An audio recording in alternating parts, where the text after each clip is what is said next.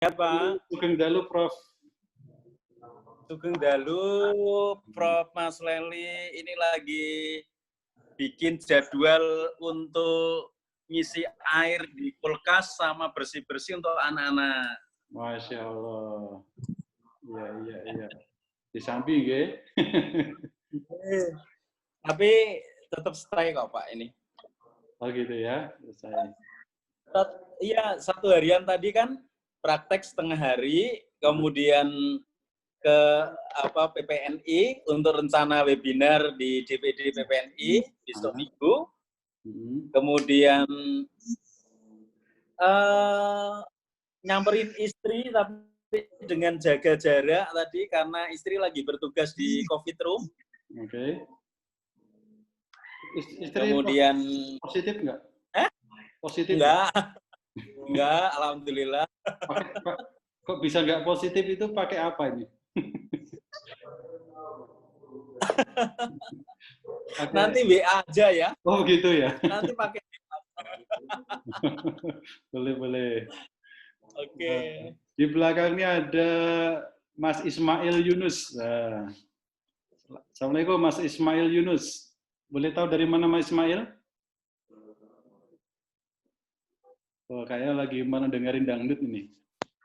Ada Mas Nur Hadi. Mas Nur Hadi. Assalamualaikum.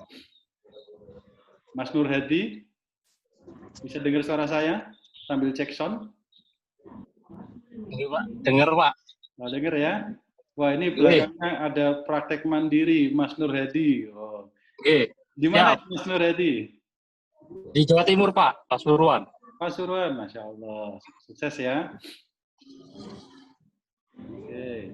Ada Mas, apa lagi nih? PNC Pontianak. Wow, ini dari anak buahnya Bang Hendra ya, Prof. Hendra. Selamat datang ya. Ada Mbak Jumaroh. Assalamualaikum Mbak Jumaroh, dari mana ini? Mic-nya belum dihidupin Mbak Jumaroh. Dari Pekalongan. Oh, dari Pekalongan, deket-deket aja ya. Oke, selamat datang. Ada Mbak Niken Wulandari, ini permaisurinya Mbak Mas Ruby Warja. Selamat datang juga. Ada Mas Wawan Ramdhani dari Yogyakarta, Ngayuk Jakarta, yang lagi lockdown ini ya. Lagi lockdown ya? Yogyakarta. Ada Mbak, wah ini ada maestro kita dari Semarang, Mbak Sri Temu. Selamat datang Mbak Sri Temu. Wong sesuk ki nyetune aja digangguni ya lah. Oh, ada yang bilang gitu. Mbak Temu. Kemudian ada Ihda Putra Nugraha. Mas Ihda Putra Nugraha, bisa dihidupkan videonya. Ada Mas Iput. Mas Iput, tolong videonya dihidupkan biar kelihatan. Sekarang udah besar apa masih kecil? Bensin neneng. Maria, mana ini Mbak Kristina Maria? Ada Mbak Lailatul Karimah dari Wonosobo. Lagi siaga, Bos. Oh, siap. Saya hidden aja ya, lagi siaga. Siaga apa ini? Mas Iput dari Klaten. Baik, ada lagi Mbak Tarsiah. Mas Yuri Joko dari Wonosobo. Wah, Mas Yuri Joko biasanya nomor 1 datangnya. Cukup itu. Terasa mikir. Terus itu menang baik. Itu kan tuku amat pirang-pirang. Kita akan ngobrol. Tapi itu ya ben karo rokok jopo. Mangsa mulai jeruk saya.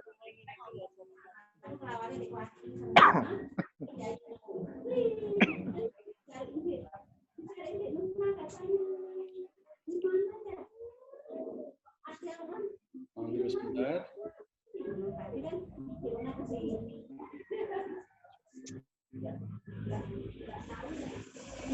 Mbak Sri Haryati baru datang ya.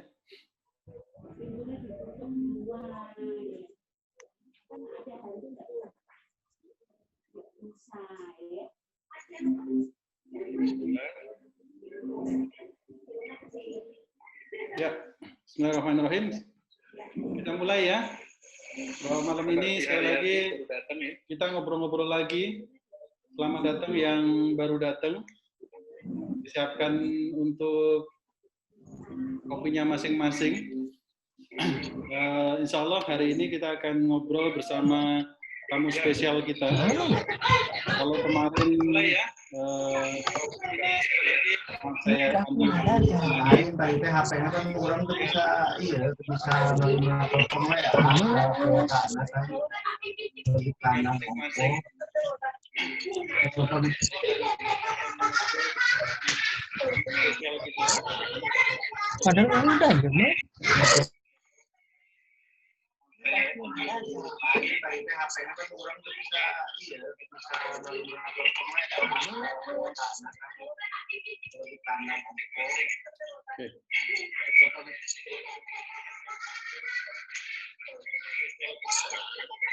Padahal udah ya, yang masih bersuara siapa ya? Oke, sudah semuanya ya.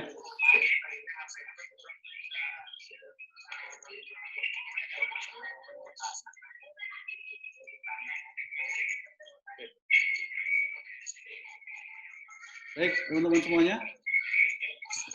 Sekali lagi, ini kita akan ngobrol dengan tamu spesial kita, yaitu Mas Ruby Warja. Selamat datang, Mas Ruby Warja.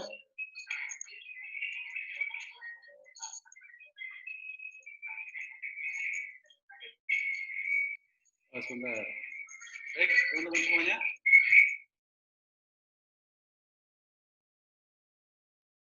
Mas Ruby, saya on-kan dulu.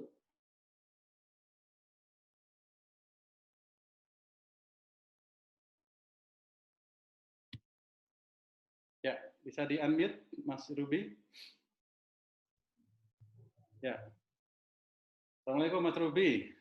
Waalaikumsalam. Oke. Selamat malam. Selamat malam. Teman-teman sekalian, inilah tamu kita, Mas Ruby Warja. Saya perkenalkan dulu ya, sekilas nanti mungkin ditambahi lagi oleh Mas Ruby. Beliau ini perawat dari Rumah Sakit Jantung Harapan Kita. Kalau sekarang ditambahi jantung dan pembuluh darah ya. Yes. Kalau dulu cuma jantung, sekarang ada pembuluh darahnya gitu. Kenapa ditambahin gitu? Ya. Apa bedanya? Ya. Selamat malam buat semuanya. Assalamualaikum warahmatullahi wabarakatuh. Waalaikumsalam warahmatullahi wabarakatuh. Jadi kenapa dikatakan sekarang tidak hanya jantung? Kalau dulu ya itu yayasan ya. Jadi secara teori bahwa jantung dan pembuluh darah itu satu kesatuan, Pak. Jantung yang memompakan, pembuluh darah yang mengalirkan. Maka unit dari Rumah Sakit Harapan Kita tidak hanya mengelola jantung, jadi pengelolaannya juga pembuluh darah, termasuk assessment sampai nanti treatment, baik vena maupun arteri.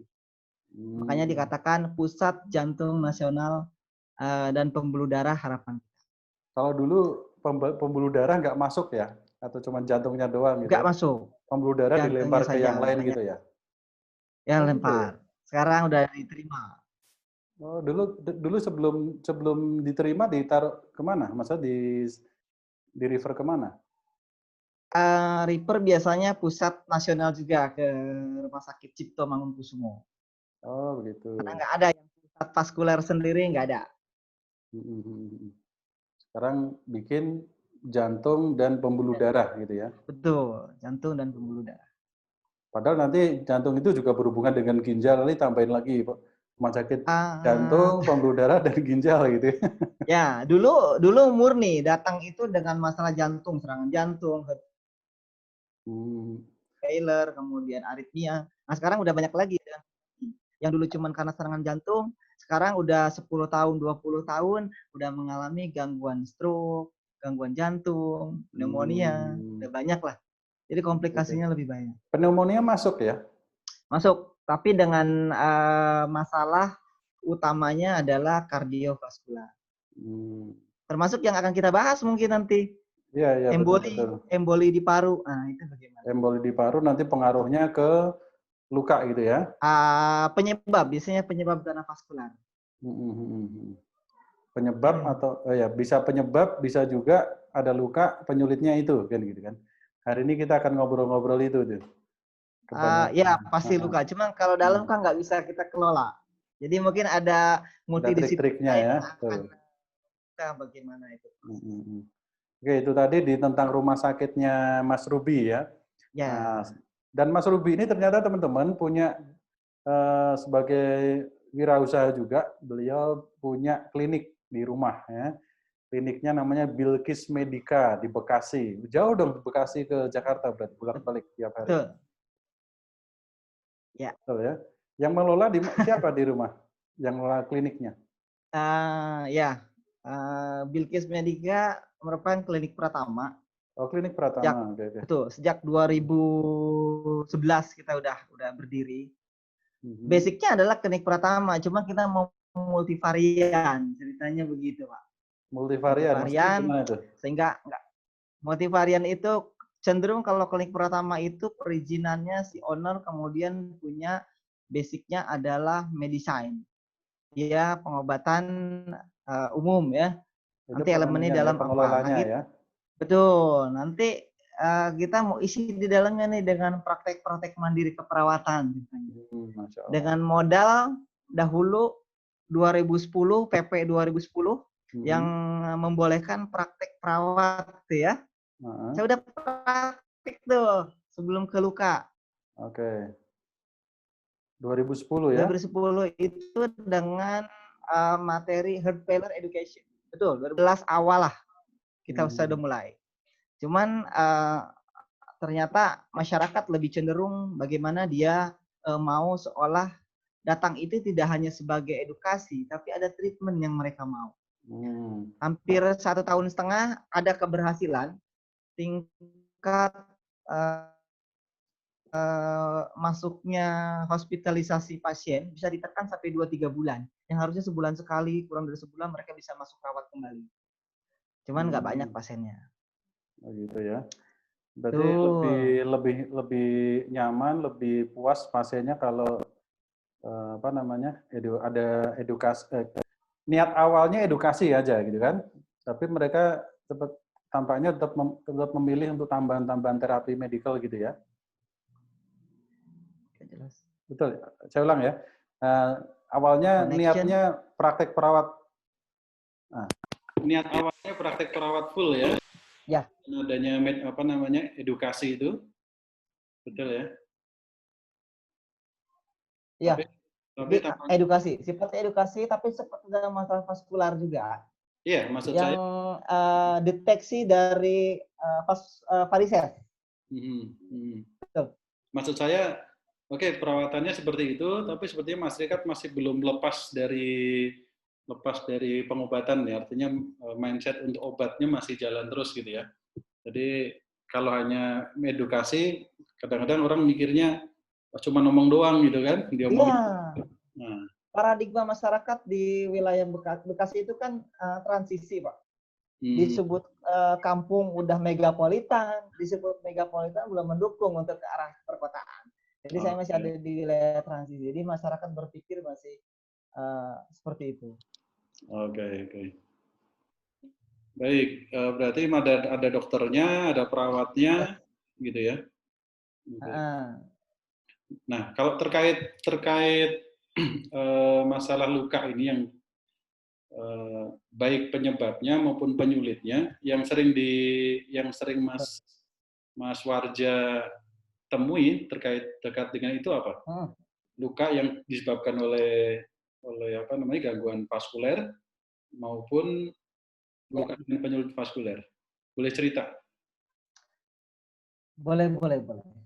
Berbagi saja. Jadi sebetulnya sejak 2012 saya sudah kenal namanya luka. Cuman waktu itu belum mendapatkan guru dan cara yang benar. Jadi masih belajar dari produk. Konsepnya sudah paham, dressingnya sudah kenal, cuman nih alurnya seperti apa. Bahkan ditemukan ada beberapa komplikasi ternyata dari apa yang telah dilakukan. Masih pada jalan yang salah. Nah, kemudian menuju ke jalan yang benar di 2015 lah ketemu dengan guru saya itu Pak Ikram Bauk. 2015 ya? Ya. Ya, 2015 awal mungkin dengan Pak Ikram Bauk saya ketemu beliau. Berarti 2010 sampai 2015 lebih apa namanya? Lebih karena pesanan sponsor gitu ya. Ceritanya lebih ke pesanan sponsor karena produk-produk kan. Nah, ya. 2010 sampai 2015 lebih cenderung karena pesanan sponsor ya. Ya, belajar dari sponsor. Kira-kira dengan lupa granulasi, epitel, kemudian nekrotik itu begini-begini ya. Produk bilang apa, ayo gitu ya. Sesat itu saudara, sesat. Ya tidak sesat ya kan, karena sesuai dengan modelnya, modelnya berapa. Order, saya ikuti aja. Kalau pas ordernya bagus ya pas, kalau enggak ya itu biasa. Iya, betul itu. Jadi mereka udah kenal, udah masuk, saya udah mencoba, cuman ada beberapa komplikasi. Tapi begitu kenal konsep ya mengolah diri lebih baik, tapi selama 6 bulan nggak kena luka tuh setelah pelatihan. Oh. Ya. Ujian, Pak. Namanya panah ditarik mundur dulu sebelum terbang. Diuji saya. Dulu banyak pasien kok. Katanya Mas Ramdhani katanya begitu. Kalau katanya Pak Eko Yulianto itu dihisap dulu dalam-dalam. Dihisap dulu dalam-dalam baru bisa keluar sepuas-puasnya kan gitu. Kan beda kan. Kopinya maksudnya ya. Ya. Nah, kalau jenis-jenis jadi sebetulnya banyak kasus-kasus vaskular ini. Ya, luka dari vaskular, betul. Sebetulnya tidak sedikit luka masalah vaskular ini, apalagi sempat datang ke rumah sakit tempat saya berada di sana karena memang rujukan nasional. Di sana juga nggak sedikit ditemukan hal yang aneh tentunya. Jadi ya mungkin yang kita kenal selama ini diabetic foot, kemudian banyak kasus yang ternyata luka vaskular juga banyak, angkanya tinggi. Oke. Jadi yang lebih dominan datang itu masyarakat selama mereka masih bisa diatasi dulu. Udah tinggal nyawa separuh, kemudian udah kondisi perburukan, nah baru mereka datang ke pusat rujukan. Yang sering ditemui adalah masalah lebih dominan pada penyebab karena limb ischemia. Dominannya limb ischemia. Gambaran kondisinya seperti apa? Jadi limb ischemia ini datang baik dengan luka dahulu atau dengan tanpa luka, itu bisa saja datang ke pusat nasional. Artinya ketika dia datang, cuma limb ischemia ini ada dua kategori. Ada akut dan kronik. Akut itu jika mengalami limb ischemia tapi kurang dari 14 hari. Itu golden time period. Di antara yang golden time period itu melewati masa 14 hari kemudian menjadi kronik. Di antara itu ada namanya akut on kronik. Akut on kronik itu adalah gambaran ketika 14 hari onsetnya, tapi melewati masa dengan kondisi perburukan dari simptomnya. Dia mengalami perburukan, claudication, nanti kita sedikit-sedikit mungkin kita ulas. Itu Pak.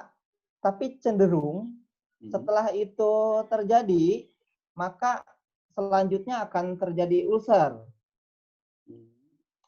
Sebagian ulcer yang terjadi adalah karena pressure injury atau MARSI, medical adhesive related skin injury, karena plaster kah, karena kondisi bebat lah yang terlalu kencang, akhirnya menimbulkan luka-luka skin tears dan pressure injury. Kalau itu yang menyebabkan luka. MARSI itu jenis perso ulcer yang memang spesifik dari device medical ya. Salah satunya, ada salah satunya. Ada juga sih dominannya, karena ini dari tanda dan gejala dari limb ischemia itu sebetulnya ada 6. dikenal dengan 6P. Oke. Ini yang menentukan kita bagaimana ini mengelola itu kategori masalah arteri kanalin iskemia atau bukan dari 6P ini, Pak. Ini yang menentukan. Apa 6P saja? ini dikenal dengan pertama pain, nyeri. Oke. Area-area nyeri biasanya terjadi pada tidak hanya area yang terjadi iskemia, di area di atasnya bisa. Kenapa bisa nyeri? Ini suatu tanda bahwa memang adanya oklusi dari pembuluh darah sehingga mengakibatkan turbulensi dan pembuluh darah tidak pada alirannya tepat sesuai dengan fisiologisnya. Itu yang paling khas pada arterial ya? Yes, paling khas banget yang kita lihat adalah nyeri ekstremitas. Dikenal dengan adanya rest pain. Istirahat saja dia nyeri. Ada dengan activity pain. Nanti lain lagi, itu golongan pena dan lainnya ada lagi. Terus yang lainnya? Yang pertama nyeri, yang kedua pulseless. Hilang. Pulsasinya hilang. Masalah terkadang secara anatomi, kalau sekiranya pulselessnya hilang pada area tibia anterior, sementara masih ada cabang di tibia posterior, itu aman. Biasanya ada kolateral. Jadi iskemia nggak terlalu berat. Yang lebih sulit lagi ketika pulseless karena oklusi hilang pada kondisi satu lumen pembuluh darah. Misal di femoral, popliteal, udah ke bawah langsung distalnya iskemia, kemudian menjadi oklusi dan nekrosis. Nekrosis itulah bagian dari luka yang akan kita kelola. Lanjutnya? Sudah 2 poin ya. Oke. Poin yang ketiga yang menurut perhitungannya adalah polar atau dingin. Akralnya dingin. Tentunya yang ke arah distal. Karena reperfusi dari oksigen yang diangkut oleh HB mengalami sumbatan karena pembuluh darah oklusi. Sehingga tidak sesuai fisiologis. Kemudian tadi polar, kemudian ada palor. Palor itu dia mengalami pucat. Lebih ke arah warnanya tidak seperti biasanya, pucat, biru, bahkan langsung menghitam. Itu proses ya? Itu proses. Makanya butuh 14 hari. Gitu ya? Bukan karena kepanasan ya? Bukan. Ada membedakan. Sehitam-hitamnya orang, kulitnya berbeda ketika ada iskemia. Kalau hitamnya jangan terlalu ditekankan, nanti Pak nggak enak sama Pak Eko. Oke. Ya, maksudnya kopinya Pak Eko ya. Kopi ya. Lanjut, yuk. Palor ya. Sudah 4 ya. Berikutnya adalah parestesia. Yang terakhir paralisis. Ini kadang bisa mengakibatkan hilang rasa, sensasi yang berhubungan dengan saraf. Keberuntungannya adalah ketika orang ini tidak mengalami diabetik neuropati. Sialnya ketika dia mengalami neuropati diabetik. Sudah, dalam waktu kurang dari 14 hari, resiko pasti perburukan. Karena tidak ada rasa tadi, nggak ada pain, kemudian nggak langsung dia parestesia, seperti itu. Kalau paralisis adalah impact terakhir. Biasanya sudah terlalu banyak kerusakan, akhirnya otot-otot gastrocnemius mengalami kerusakan, sehingga dia nggak mampu untuk melakukan peregangan ekstremitas. Itu akhirnya menjadi kelumpuhan. Kalau ada neuropati diabetik lebih cepat ya, lebih cepat rusaknya ya.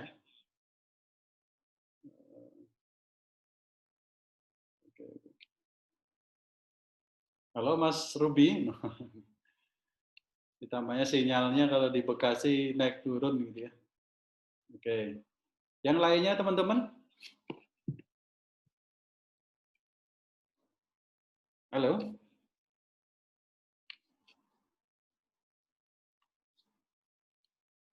Halo Mas Ruby, masih dengar suara saya? Tampaknya sinyalnya. Oke. Baik. Sebelum Mas Ruby datang kembali, mungkin teman-teman kalau Ya, mau ada yang ternyata tanyakan, oh udah datang lagi. Maaf tadi sinyalnya habis ya. connection Pak, malum lah, wilayah transisi saya bilang tadi. Oh gitu.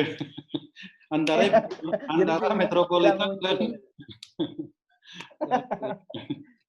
betul. Tapi katanya Ya. kita mau pindahnya Jadi ke terkait gejala yang 6 tadi itu merupakan tanda awal. Oke, tanda awal. Tanda awal. Oke. Selanjutnya, kalau setelah ini apa lagi? Setelah tanda awal ini, karena lihat dari akut on kronik memburuk, menjadikan kronik lim. Nah, kalau sudah kronik lim, inilah adalah fase selanjutnya. Disinilah muncul banyak ulcer. Apakah itu karena langsung nekrosis? Apakah itu karena langsung dia mengalami share? Atau karena relative injury? Banyak faktor tadi. Tapi yang ditemui 90% karena pressure injury. Karena dia terlalu sakit, kakinya jarang digerakkan, akhirnya terlalu lama menekan, itulah ulcer. Oke. Karena jarang digerakkan ya. Ya, malas dia. Cenderung karena pengelolaan respiren tadi. Ini kalau Mas Ruby untuk mendeteksi secara cepat, artinya begini. Kadang kan ada luka terjadi, tapi kita awalnya nggak ngeh kalau ini dari arterial ulcer ya. Biasanya curiga Ya, paling cepatnya dari mana?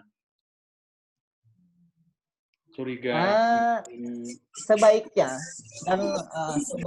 begitu kita ketemu orang dengan luka yang area ekstremitas, berbeda Pak dengan masalah diabetic foot.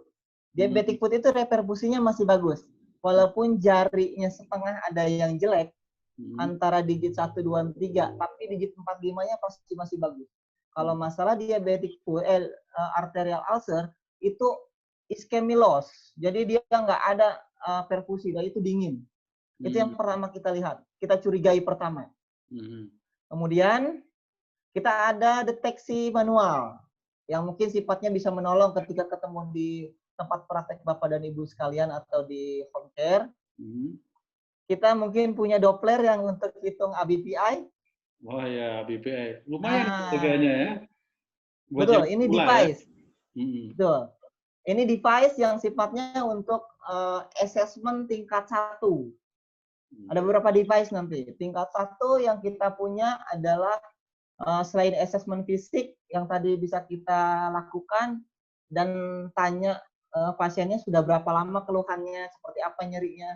Dan ini adalah yang tingkat 1 bisa digunakan duplex sonografi dari ABPI.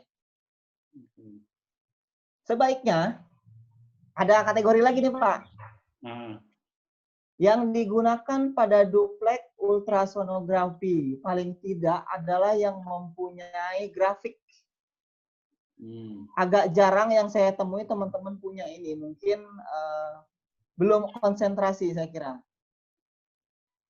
Memang sih harganya bisa 2 kali lipatnya. Kalau itu bisa 2 juta, mungkin yang ada grafik bisa 4 sampai 4,5 juta. Apa itu produk? Betul. Kenapa keuntungan dengan grafik?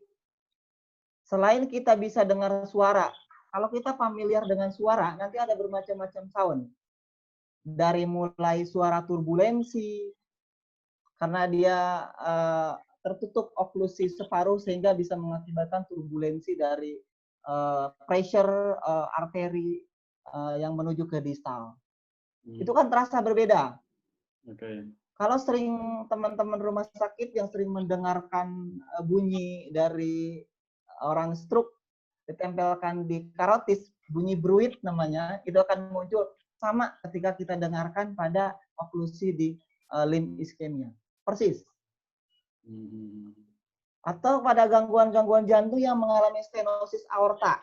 Kalau kita dengarkan bunyi murmurnya bisa sangat sekali terdengar. Di katup itu pun akan sama. Nah, jadi deteksi-deteksi kita kalau emang tidak punya dengan duplex ultrasound, kita gunakanlah stetoskop yang semoga bisa lebih sensing dari telinga untuk mendengar. Kalau digabungkan dengan grafik, itu ada pembacaan lagi dari grafiknya. Untuk yang normal flow dari arteri, dia menggambarkan bentuknya adalah namanya trifasik. Kalau trifasik itu bentuknya memuncak, kemudian ada dikrotik notch-nya, atau ada titik di mana jantung untuk setelah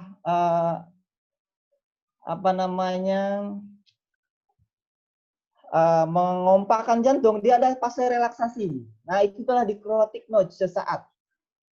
Harusnya seperti itu normalnya. Ya, ya. Tapi bila mana ada oklusi dengan akut limb ischemia kurang atau hanya separuh sumbatan diduga, dia akan mengalami bentuk yang namanya itu bifasik. Bifasik itu gelombangnya ada, cuman tidak menunjukkan dikrotik notch. Nah, yang terakhir adalah monofasik. Ini flat, berarti oklusi total. Jadi sehingga ke bawah udah jadi iskemia bahkan menjadi nekrosis.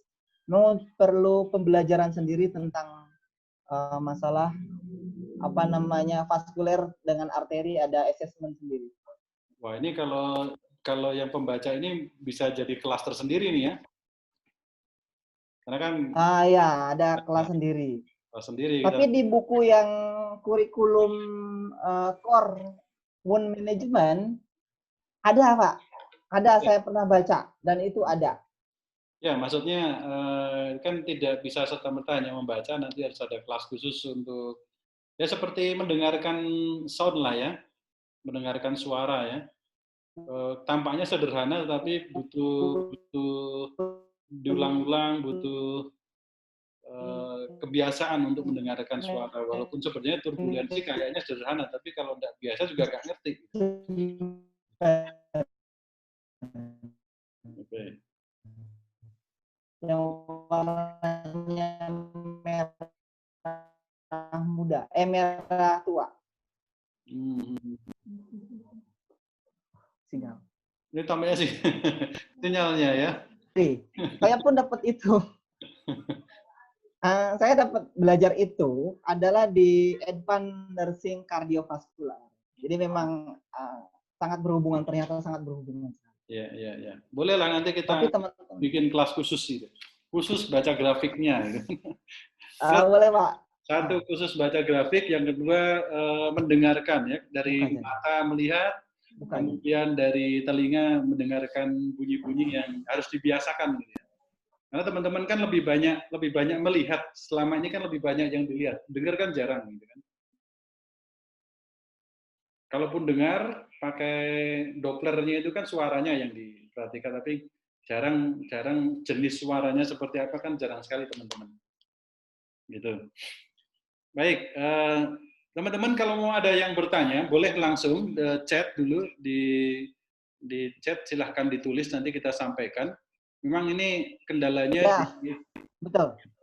Kendalanya di Mas Warja, Mas Ruby ini ternyata sinyalnya mungkin lagi banyak angin, kena angin. Oke. Ada yang mau ditanyakan teman-teman sebelum kita dilanjut lebih jauh?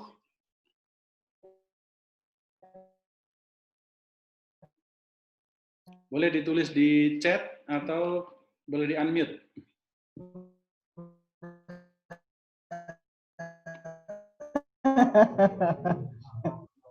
Kalau ada yang punya buku ini, dia ada di dalamnya mengenai ada.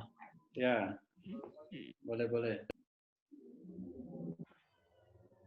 Mas Warja, di samping rumah ada pohon kelapa nggak? Nampaknya ada. Pengaruh kah? Bukan. Kabelnya disambungin ke pohon kelapa jadi sinyalnya bagus. Bisa saja. Karena di kelapa itu kan ada kalsiumnya bagus itu buat Oh iya. elektrolitnya nangkepnya bagus. Ya, betul. Bisa, Oke. bisa. Baik, ada nggak teman-teman yang mau tanya dulu sebelum yang lain-lain?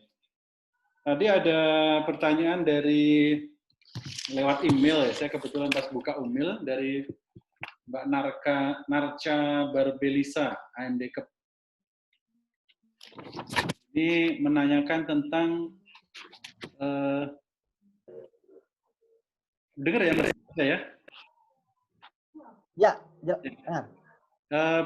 Mbak Narca ini kebetulan lagi ngerawat luka arterial ulcer. Dia pernah baca di artikel katanya arterial ulcer ini nggak boleh dirawat dengan konsep MOIS. Apa benar gitu?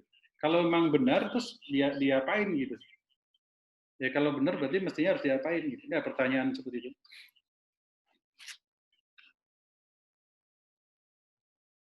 Bisa ditangkap?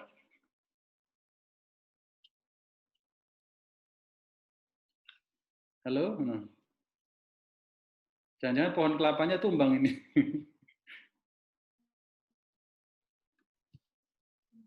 Halo Mas Warja? Betul. Saya pun pernah mendengar juga dari Pak. Halo? Ya. Gimana? Oke. Ya. Saya pernah mendengar juga, tapi artikel secara langsung saya belum pernah baca. Cuma, mungkin pembenarannya seperti ini. Jika terjadi arterial ulcer karena masalah iskemia, reperfusi ke distal pasti bermasalah.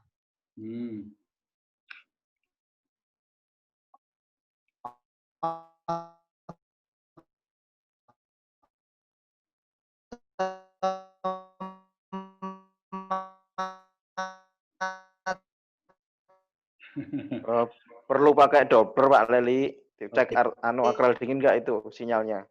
Enggak, Mas Ibut dengerinnya pakai Doppler. Oke, benar. Suaranya Mas Warja masih hari Senin Kamis ini. Halo? Ya. Ya, sambil ini diminum dulu ya kopinya biar lebih santai. Jangan tegang. Mas Wawan itu kalau ada ketela singkongnya mau di... Oke, ya.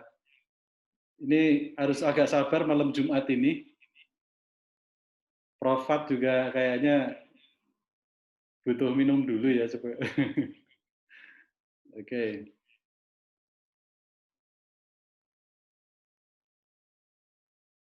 Baik, ini ada juga yang tanya ya, upaya penurunan risiko disfungsi neurovaskuler perifer.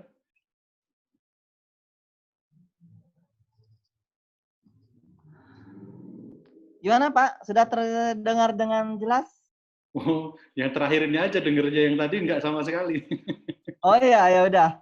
Oke, kita mulai dengan yang arteri ulcer dengan moist wound healing ya. Oke, jadi dengan moist wound healing itu kan mengaktifasi dari sel-sel inflamator mediatori.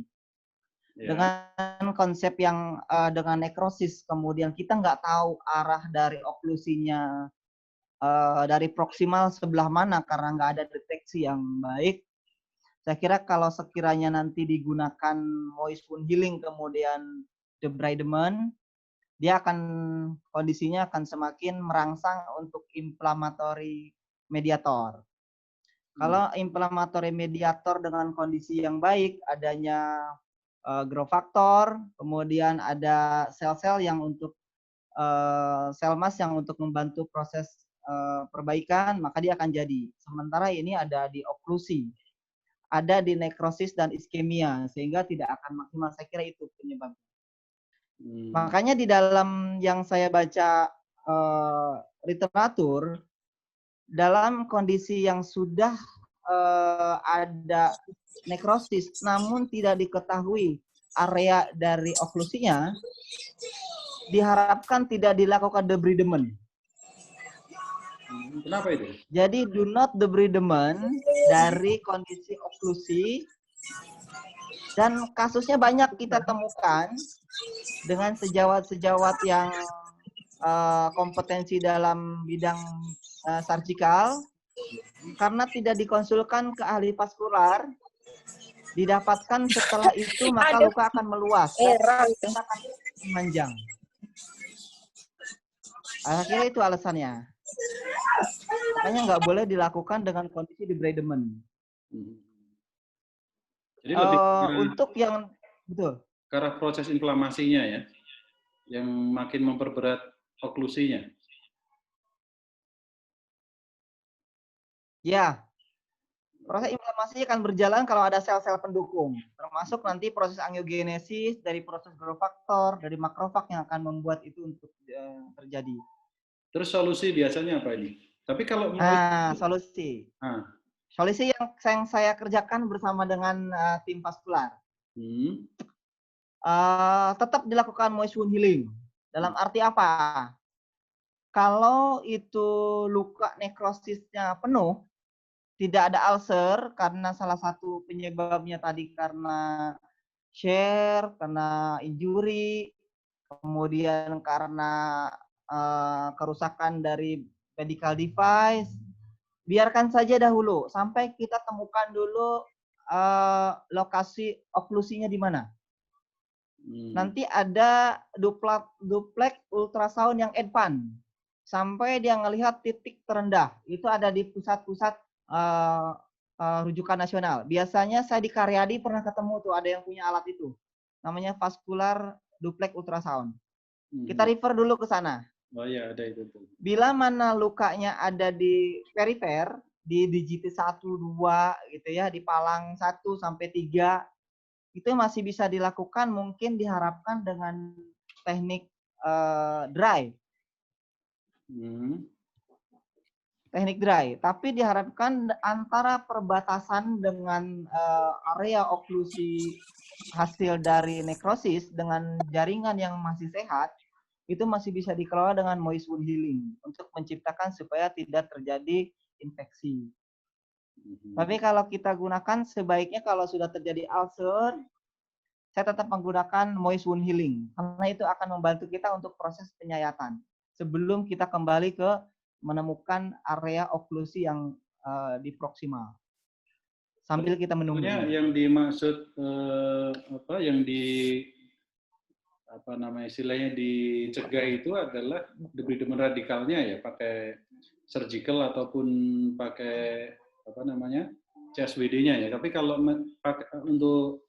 untuk autolisisnya masih no problem kayaknya kalau itu terkait dengan no problem. Jadi masih di autolisis. Saya akan gunakan autolisis karena itu akan mempercepat proses juga. Karena seperti ini Pak, hipotesis seperti ini. Kalau kita gunakan moist wound healing dengan area yang masih bagus reperfusinya, tentunya akan merangsang sel-sel untuk tumbuh. Nah, di sini nanti akan ada growth factor yang akan membantu dengan new angiogenesis proses. New angiogenesis proses ini akan membantu kita. Nah, dalam arti secara bentuk fisik manajemen dari masalah kronik clean ischemia dengan ulcer maupun tidak akan dilakukan dengan teknik nursing manajemennya adalah activity mobility.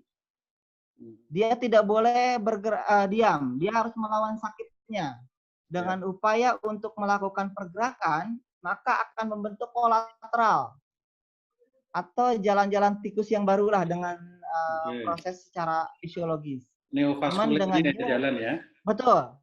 Dia akan jadi dengan akan membantu proses dengan moist wound healing, dan kita udah teknik udah kita jalankan. Jadi selain nanti gerakan itu memicu kontraksi dari pembuluh darah, itu juga pembentukan neovaskulernya, gitu.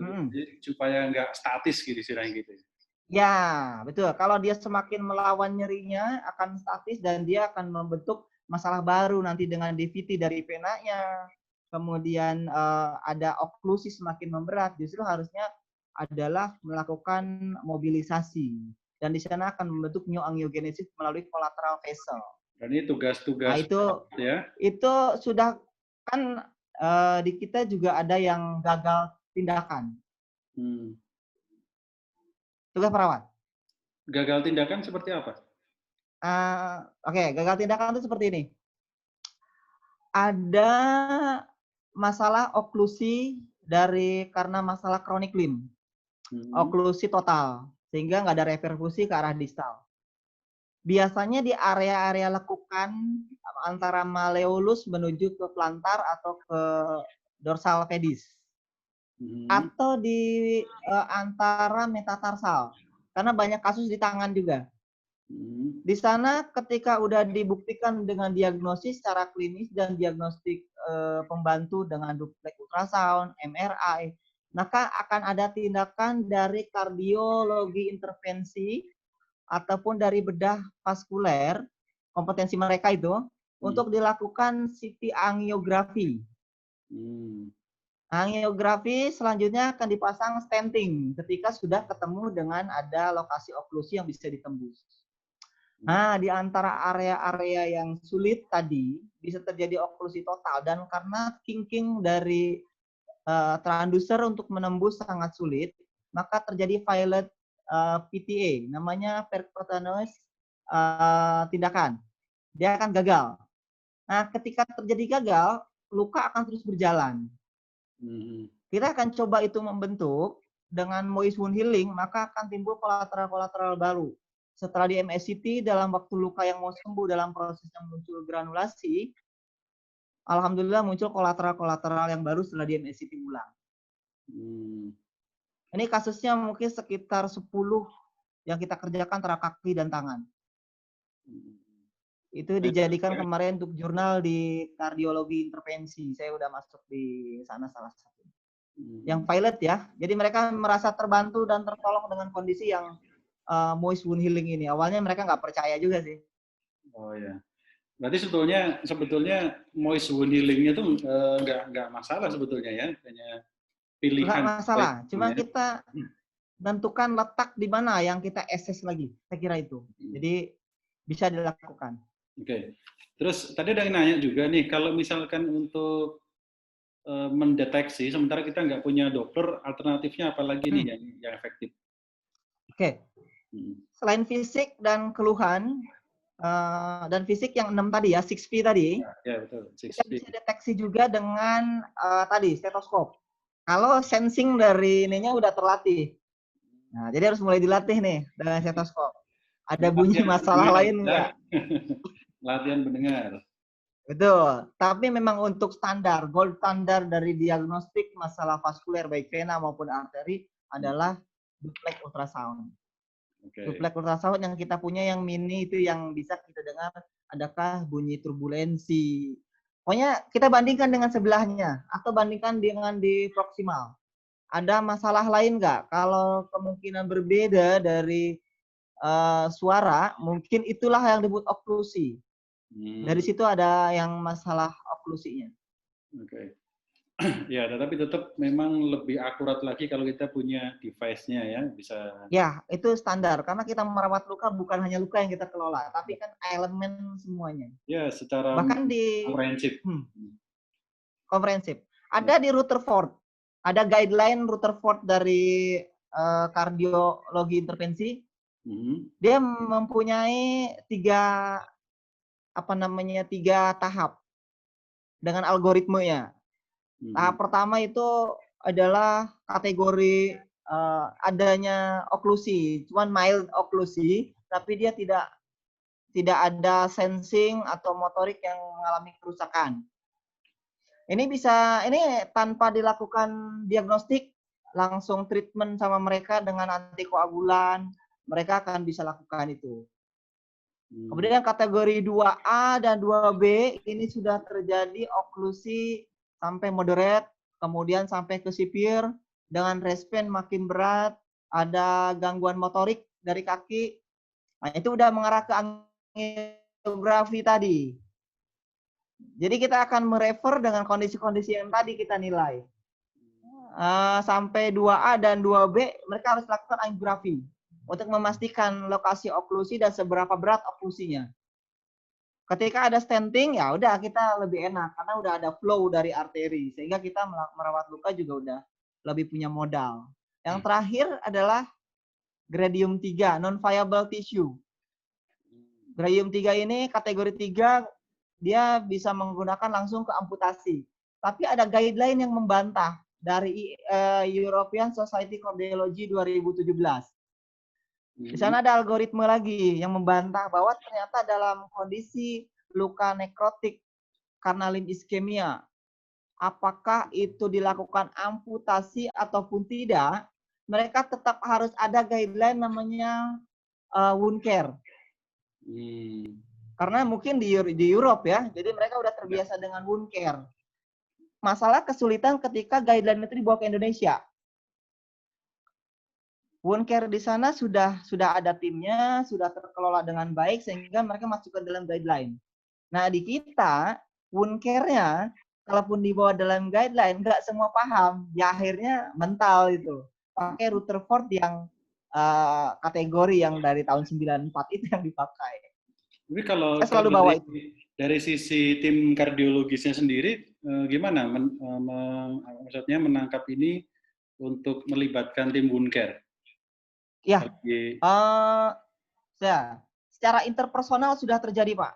Saya sudah melakukan kolaborasi tim, karena ketika ada masalah kronik limb dengan masalah nekrosis maupun ada ulcer baik di distal maupun di proksimalnya, mereka sudah melibatkan saya secara personal, ngasih tahu bahwa ini ada kita masalah CLI, chronic limb ischemia, tapi ada ulcer, minta tolong dibantu, ditengoklah. Ini pun sudah mulai sejak 2017, Pak. Jadi baru mereka ngeh bahwa wound care, moist wound healing bisa membantu dalam proses mereka. Cuman mereka juga, saya membuktikan itu selama 6-7 bulan di tahun 2015. Tidak mudah ternyata masuk di dunia yang dunia yang belum mereka ketahui. Ternyata ya sulit juga. Tapi di 2017. Apalagi temboknya tebal ya. Iya, tebal banget. Betul. Yang kenapa mereka mau berminat dengan moist wound healing setelah dapatkan case baru mereka minta teorinya. Saya presentasi, mereka menerima. Itu pun baru 1-2 orang.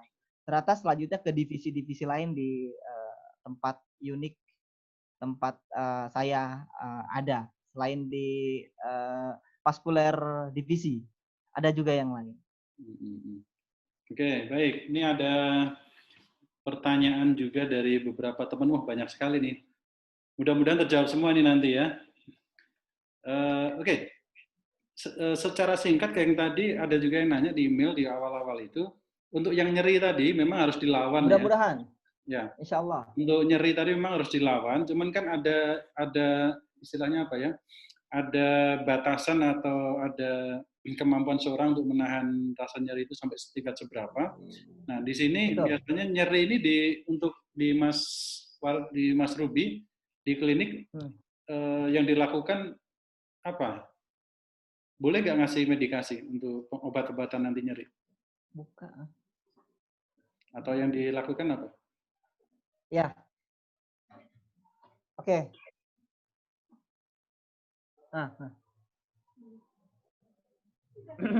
Manajemen nyeri. Iya. Manajemen nyeri. Oke, ini udah pasti akan muncul. Saran terbaik dari guideline, baik dari WOC IPN 2014, 2016 maupun di kardiologi, mereka membahas adalah manajemen nyeri terbaik dengan golongan opioid. Itu ada di rumah sakit tentunya. Oh iya. Golongan-golongan yang non-steroid, anti-inflamasi, itu adalah golongan-golongan yang sifatnya bias. Semoga bisa cukup untuk membaca. Kalau di tempatnya. Jadi kalau sekiranya itu, kalau di tempat saya, ya. Karena kebetulan di tempat saya, pasti akan saya refer dulu, perbaiki masalahnya dulu. Tapi kalau dominasi dari saya nggak akan bisa memberikan satu berhubungan dengan kewenangan, pasti hanya memberikan golongan paracetamol atau sistenol. Karena golongan non-steroid pun akan berisiko untuk membuat akan menjadi penyulit untuk proses wound healing, kan? akan mematikan sel-sel fibroblast, dia akan bunuh semua sebagai antiinflamatori. Padahal kita akan butuh itu. Jadi kalaupun ada yang belum stabil dengan golongan non-steroid atau steroid, saya akan minta stop dulu untuk kardiologi tersebut. Maka dilanjutkan dengan opioid. Kalaupun nanti sudah ada di rumah, dilanjutkan dengan golongan paracetamol atau Sustenol. Oke. Ya, ini ada pertanyaan dari Mbak Fitria Mukti. Mbak Fitria Mukti ini nanya, yang pertama, upaya penurunan risiko disfungsi neurovaskuler perifer itu ada kelebihan dan kekurangannya. Itu apa, Pak? Kelebihan dan kekurangannya? Ya, kelebihannya ketika sebagian besar 75% dinyatakan dari kasus chronic limb ischemia adalah karena diabetik. Karena oklusi diabetik, kemudian kedua adalah hiperkolesterol. Walaupun ada dari iatrogenik. Iatrogenik itu sifatnya adalah traumatik dari pembuluh arteri, apakah karena kecelakaan atau luka tembak dan lain sebagainya. Ada juga yang iatrogenik karena pemasangan alat IABP, intra-aortic balloon pump. Kemungkinan mungkin heart failure pasti akan pasang IABP. Tapi yang untuk keuntungan dari rangsang nyeri adalah ketika diabetik neuropati. Ini akan dapat keuntungan kita. Jadi bisa mendeteksi lebih awal bahwa ini ada oklusi. Sialnya adalah ketika neuropatik diabetik itu tidak ada, itu muncul. Jadi positif neuropati diabetik, aduh, udah tiba-tiba adalah kaki langsung oklusi. Jadi nyeri itu malah justru jadi tanda yang bagus ya?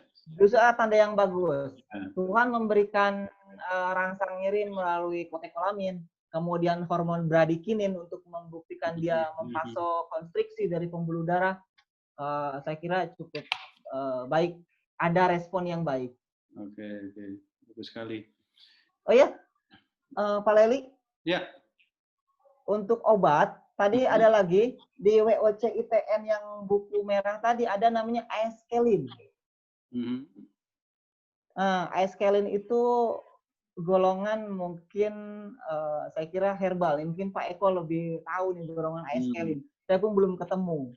Sebagai untuk memvasodilator dari vessel, mungkin bisa tanya ke Pak Eko. Aeskelin namanya atau Aeskelin atau Eschin. Coba kita dua kategori. Apa namanya, kita panggil Pak Eko ya, coba ini. Halo Pak Eko, masih monitor? Pak Eko masih monitor?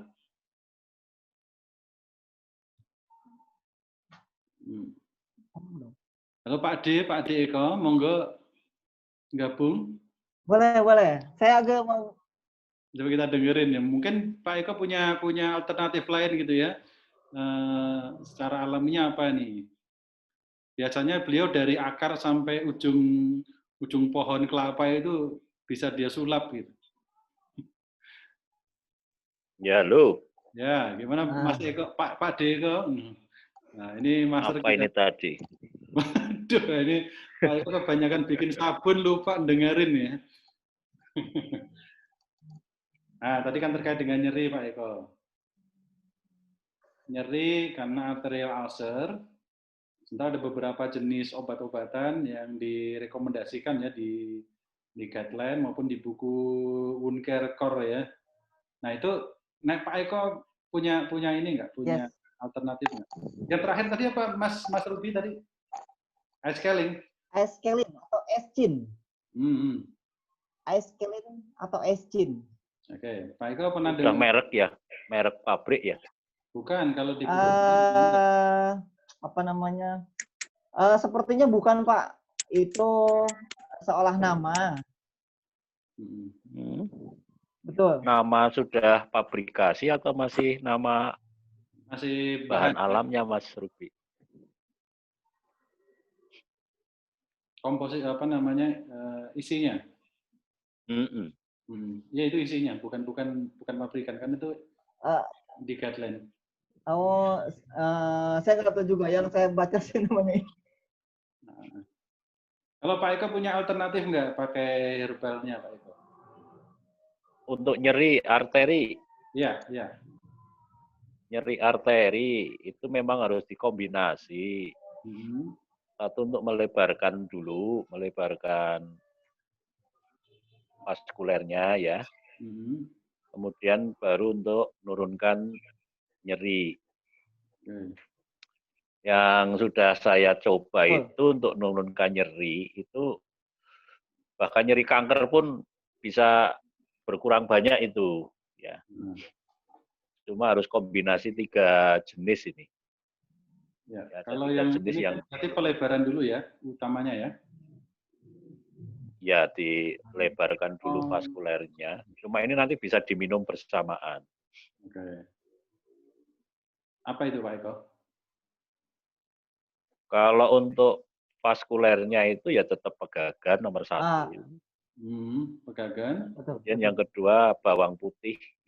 Oke, bawang putih. Kalau nggak salah golongan ini Pak, namanya Aesculus hypocastanus. Nama kimianya ya. Oke, nanti saya coba untuk anu ya. Ini mungkin berbagi yang pernah saya lakukan nggih untuk nyeri. Ya. Ya, vaskuler. Vaskuler itu pegagan sama bawang putih. Itu bisa dikemas dalam berbentuk dalam berbagai bentuk. Dalam berbagai bentuk. Bisa diminum, direbus, diminum, kemudian ada juga yang dimaserasi. Maserasinya cukup pakai madu ya, sama pegagan, pegagannya ekstrak, kemudian bawang putihnya kupas, kemudian dimaserasikan di madu bareng dengan pegagan. Nah, itu jangka waktu 24 jam baru bisa dikonsumsi. Bawang putihnya ada catatan nggak? Khusus nggak? Ya bawang putihnya sih sebetulnya bawang putih apapun. Cuma kalau yang kondisi sekarang karena bawang putihnya itu tuntutan dari pasar itu harus besar. Jadi petani itu kan memprovokasi tanaman bawang putih itu. Jadi biar sesuai konsumen. Jadi pupuknya luar biasa. Jadi justru bawang putih yang kecil-kecil itu bahkan mungkin bawang putih tunggal itu malah jadi pilihan. Walaupun Ya sebetulnya bawang putih apapun sih bisa, cuma karena petani itu sudah memupuk itu luar biasa, jadi justru malah zat ikutannya lebih banyak dari pupuknya itu. Untuk yang besar-besar itu ya? Yang besar-besar itu. Sehingga kan cita rasanya jadi kurang itu. Kalau ibu-ibu yang masak itu mesti pakai bawang putih yang besar itu justru malah dosisnya bertambah itu. Tapi kalau bawang putih yang kecil-kecil itu cukup. Jadi memang kondisi lapangan yang tidak memungkinkan. Jadi nek bawang, kenapa bawang tunggal jadi pilihan? Jadi kerasa ya Pak Eko ya, yang kecil. Iya. Jadi pegagan, bawang putih sama madu ya? Iya, nanti untuk maserasi itu dimaserasi. Oh, oke. Baik, baik. Ya itu Mas Ruby ya, kita mungkin bisa kombinasikan bahan alam Nusantara kita ya dengan perawatan untuk gangguan vaskuler ini. Ya memang salah satunya itu bawang putih. Yuk kita lanjut lagi. Terima kasih Pak Eko. Nyeri manajemen ya. Nah itu kan yang utama. Nyerinya yang belum itu. Apa? Nyeri. Betul. Nyerinya? Nyerinya itu nek pasien dengan arteri ulcer itu kan memang nggak diapa-apakan saja nyeri ya. Iya. Dan nyerinya lumayan hebat sampai pasiennya pun mengeluh. Itu bisa teman-teman nanti pakai kombinasi 3 suplemen ini. 1 spirulina, kemudian yang kedua adalah citosan.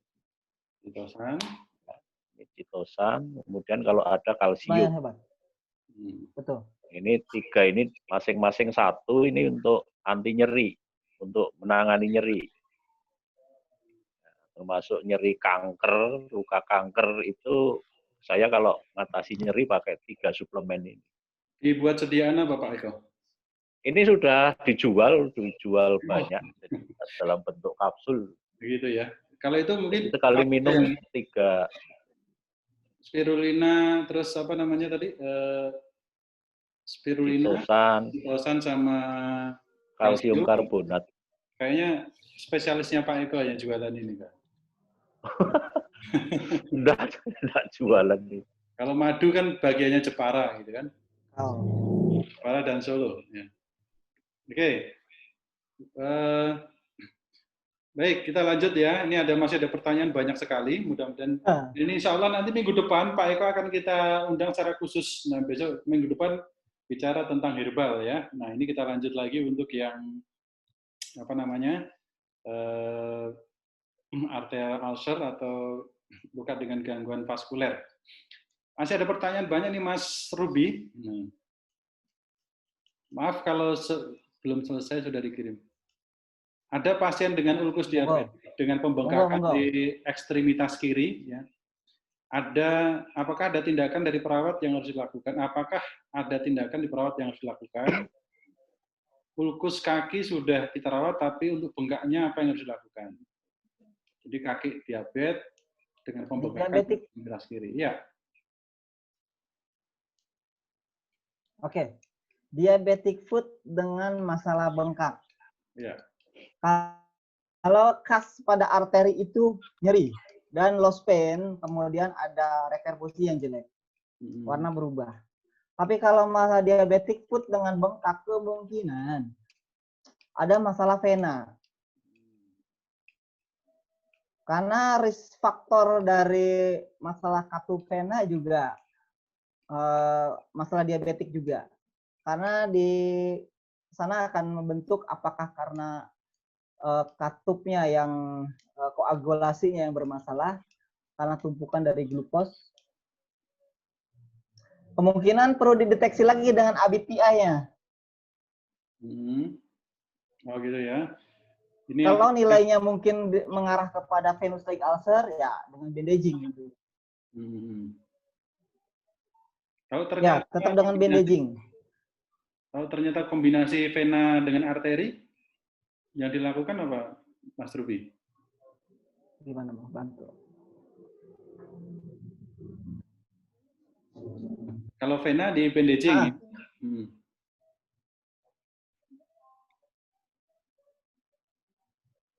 Halo? Ya.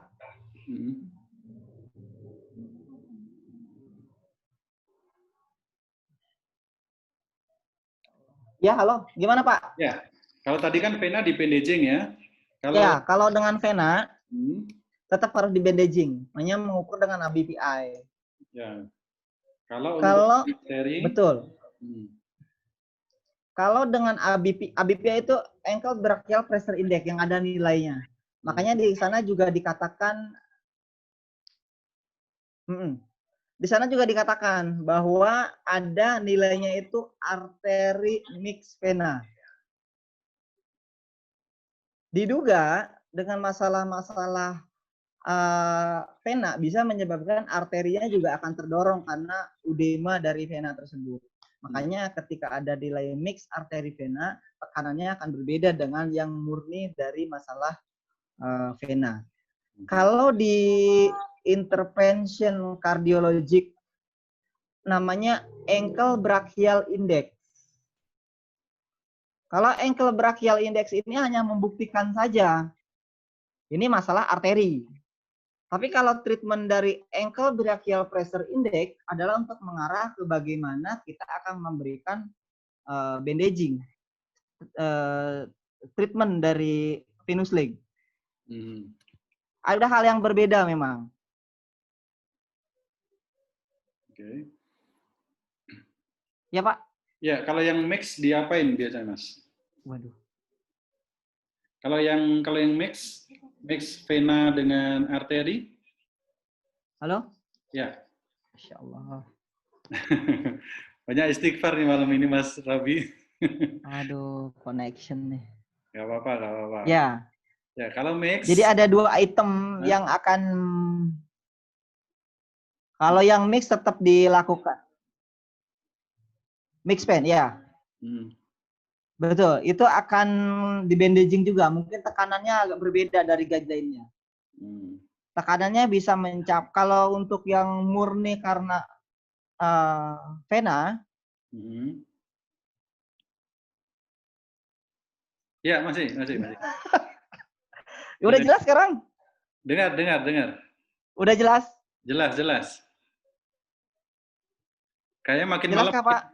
Jelas. Oke, kalau misalkan dengan murni karena masalah masalah vena,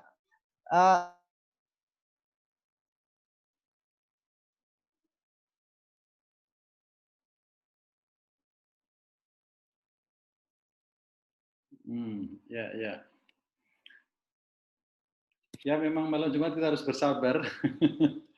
Nggak apa-apa teman-teman. Mbak Fitria masih ketawa-ketawa ya.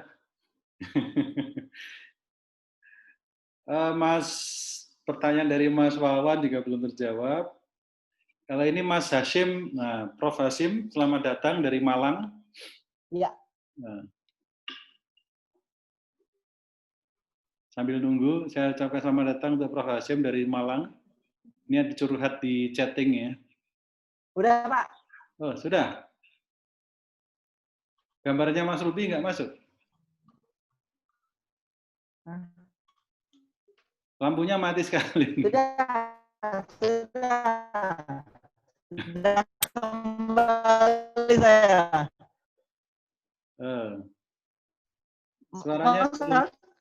Suaranya belum jelas.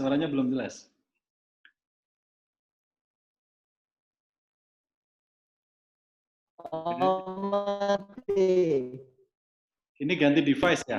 Sekarang. Oke. Sudah? Ya.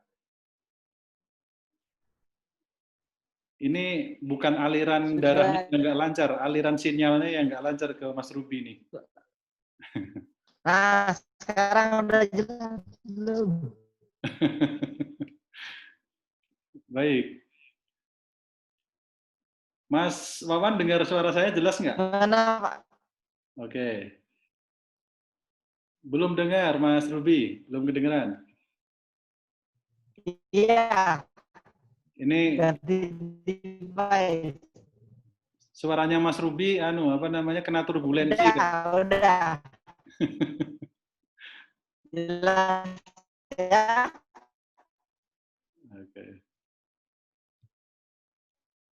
Oke, Mas Ruby, suaranya.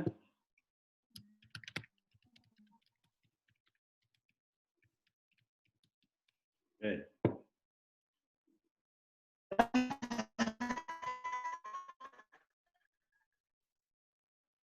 Ya, sambil nunggu Mas Ruby supaya suaranya jelas. Ini Mas Prof Hashim nih curhat. Kami di Malang sering dapat curhatan dari teman di daerah, dari Malang ke daerah lagi ya, bahwa banyak kasus secara klinis maupun MBBI mengarah ke arterial problem, tapi minim akses teknologi dan spesialis yang sesuai bidang. Kalau nggak gitu, pasien yang menolak dikonsulkan ke dokter atau rumah sakit. Sehingga perawatlah yang ketiban hoki. Oh, itu. Ya. Jadi rumah sakit angkat tangan, perawat yang nanganin gitu ya, Prof Hashim ya. Prof Hashim masih monitor?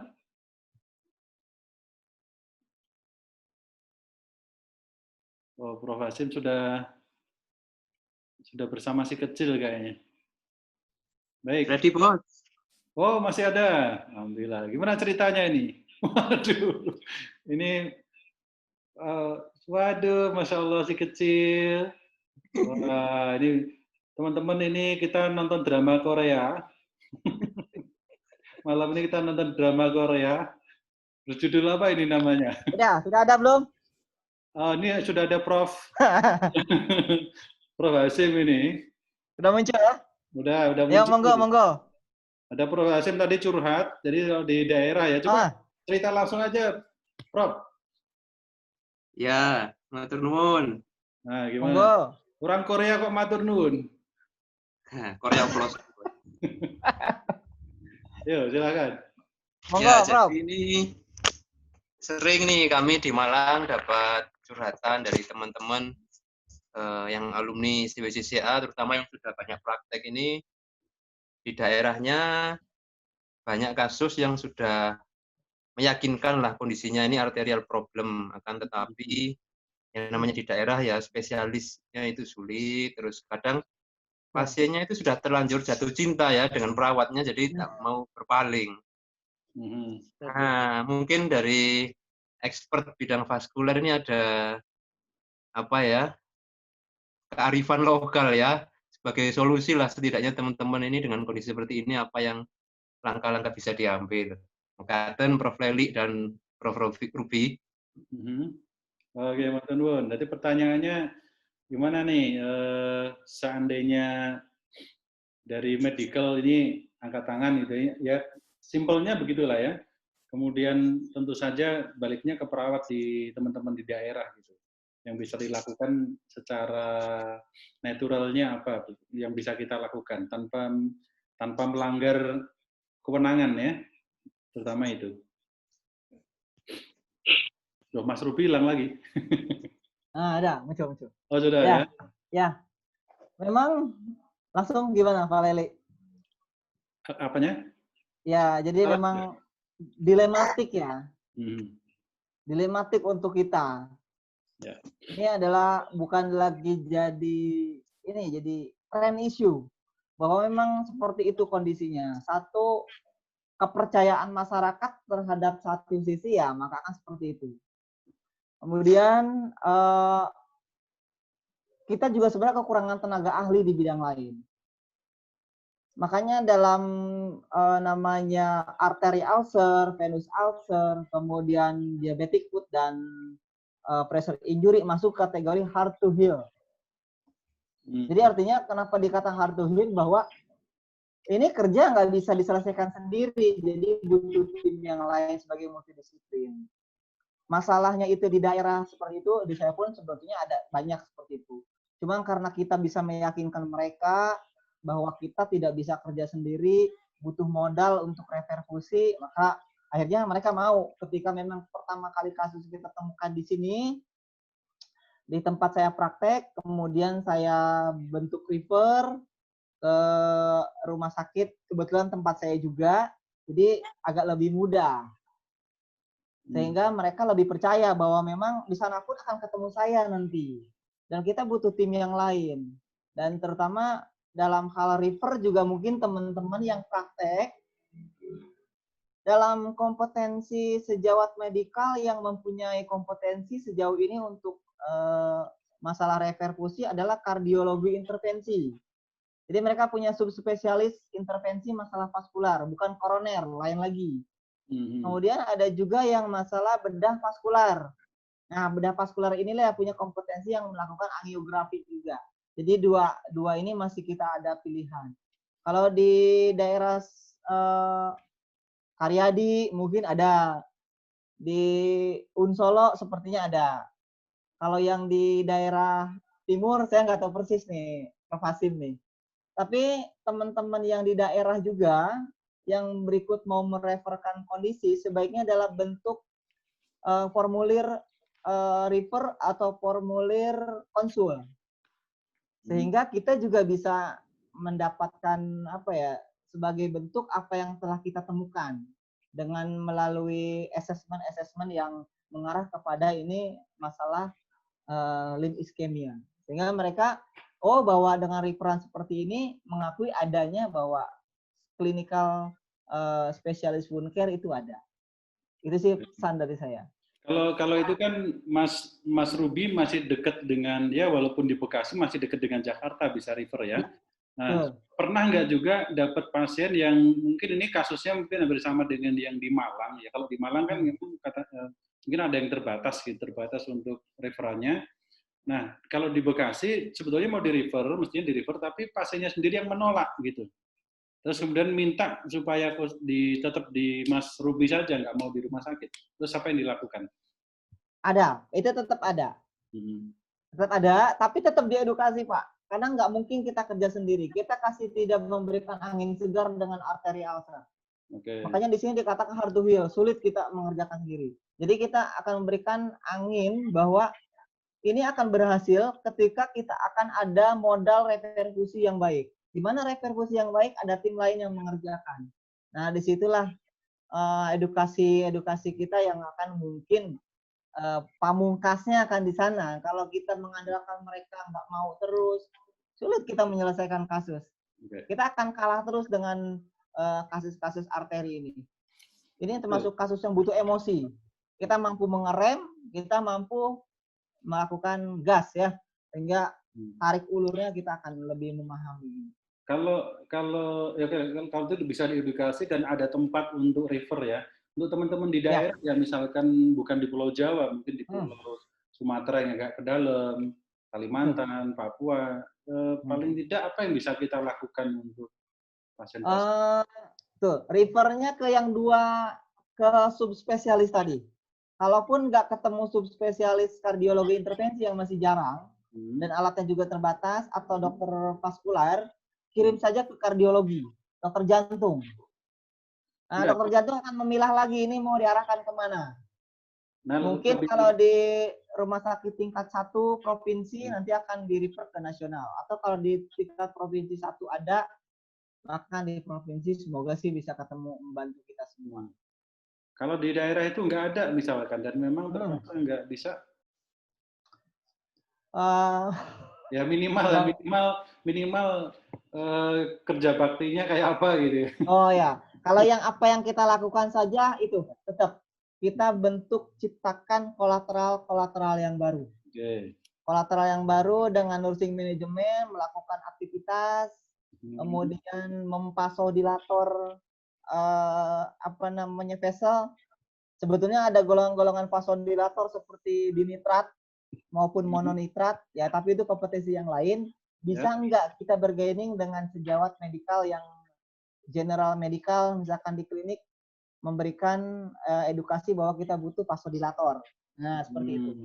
Atau kemungkinan tetap dengan moist wound healing, tapi kita butuh adjunctive terapi, tapi bukan adjunctive terapi yang menggunakan infrared ya, resiko luka bakarnya besar, karena bisa menyebabkan lesi juga. Mungkin yang mengaktifkan muskulus dari gastrocnemius, kemudian muskulus femoral, sehingga menciptakan kontraksi dari muskulus, sehingga aliran bisa kemungkinan lebih lancar, sehingga oklusi bisa ada. Bukan mengharapkan yang oklusi bisa terjadi lancar, tapi ada kolateral yang dengan new angiogenesis proses yang kita buat melalui teknik wound healing proses dan angiogenesis proses. Oke. Wah, luar biasa sekali malam ini ya. Jadi teman-teman saya yakin mendengarkan juga ikut kontraksi nih kepalanya, karena ini memang luka yang nggak cukup hanya kita bicara moist saja gitu kan. Karena moist tidak cukup, tapi memang ini termasuk bagaimana berpikir secara komprehensifnya begitu ya. Komprehensif. Betul. Sebelum saya simpulkan, mungkin yang terakhir ini mungkin ada ada pertanyaan dari Mbak Heriana, paling ajarin dong hipnoterapi untuk mengurangi nyeri. Oke, itu nanti lain waktu. Tapi yang jelas nyeri ini tadi sudah disampaikan, ini merupakan sinyal bagus sebetulnya ya. Jadi walaupun ada hipnoterapi, ada obat dan sebagainya, nyeri jangan semata-mata dihilangkan, tapi karena ini juga untuk indikasi yang bagus untuk menentukan masalahnya apa. Jadi bersahabat dengan nyeri gitu. Kemudian terakhir, tadi sudah terjawab semuanya ya. Baik, kalau yang di chat sudah terjawab. Ya, ada yang mungkin yang dari teman-teman yang pengen langsung ditanyakan? Saya kasih satu pertanyaan, 1 atau 2. Boleh di-unmute kalau mau tanya. Di sini ada hadir juga. Ternyata ini ada teman-teman kita dari Saudi Arabia datang, Mas Ruby ada 2 orang, 2 atau 3 orang ini. Dan dari Maroko ada 1. Dari Jogja ada 1. Ini internasional malam ini. Alhamdulillah. Wonosobo juga hadir. Dari Kalimantan, Sulawesi hadir. Dari Mbak Heriana itu, Mbak Heriana mana Mbak Heriana? Ini dari Sulawesi Selatan ya, masih selatan kalau nggak salah. Oh, Eh, Sulawesi ya. Enrengkang apa ya? Kalau nggak salah. Kemudian Mas Iput ini dari apa namanya? Dari Papua. Miss Barka dari Depok, Mbak Naning Setianingsih dari mana nih Mbak Naning? Assalamualaikum Mbak Naning. Boleh di unmute, dari mana nih asalnya Mbak Naning? Oh, mungkin sambil masak jadi. Batam itu Pak, Batam. Oh Batam Mbak Naning. Mas Iput dari Papua bisa kenal ya, hebat ya. Ada Mbak Niken dari Semarang, Gubernur Semarang, Mbak Niken. Mas Saifuddin Zuhri dari Klaten, Mbak Sri Temu dari Semarang.